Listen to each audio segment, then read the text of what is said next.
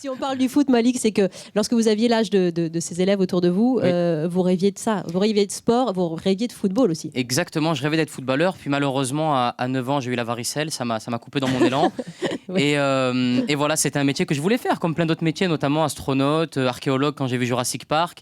Et c'est justement ce qui rend cette période magnifique, c'est-à-dire qu'on ne s'interdit rien, on s'autorise le droit de rêver. C'est beau, ça fait album beau, ça, de hein. Benabar. Ah ouais, hein. S'autorise le droit de rêver. C'est beau. Il chante bien, il parle bien. Ça va les enfants? Il a toutes les qualités. Bah, allez, ouais, vous savez qu'il faut être à la hauteur, il faut, Bah faut se ouais. réveiller avec Malik parce que. Mais vous les impressionnez, ce que je vous dis. Non, ils sont fatigués, ça se voit. Ah, c'est ça. Bah, c'est les Ça rythmes se voit. scolaires. Ah hein, bah ça oui, fait- c'est Non, c'est les cartables, ils sont trop lourds, les cartables. Ils sont lourds, les cartables. Hein. Mahawa, bonjour. Bonjour. Tu l'aimes, Malik?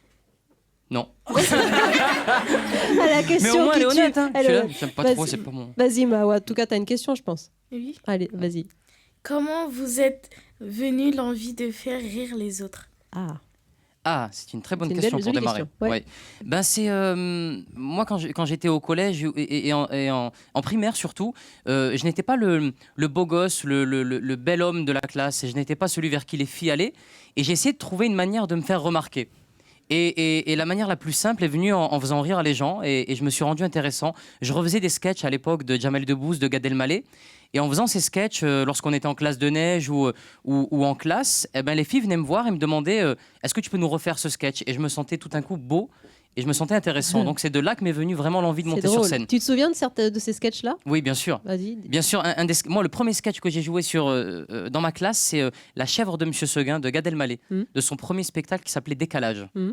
Et j'ai eu la chance de montrer cette vidéo, c'était filmé, à Gad Elmaleh, et il a pris un coup de vieux, mais...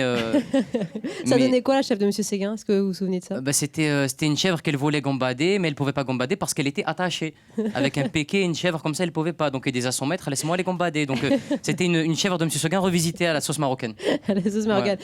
Gad Elmaleh et Jamel Debbouze, qui sont un peu vos deux mentors. Voilà. Vous les avez retrouvés il y a quelques jours sur la scène de l'Olympia, exactement. Le Ça, spectacle de c'était un souvenir magnifique. C'était la dernière du spectacle de Gad Elmaleh. J'ai eu la chance d'être invité pour cette dernière. Je les ai rejoints sur la scène de l'Olympia, donc je peux mourir en paix.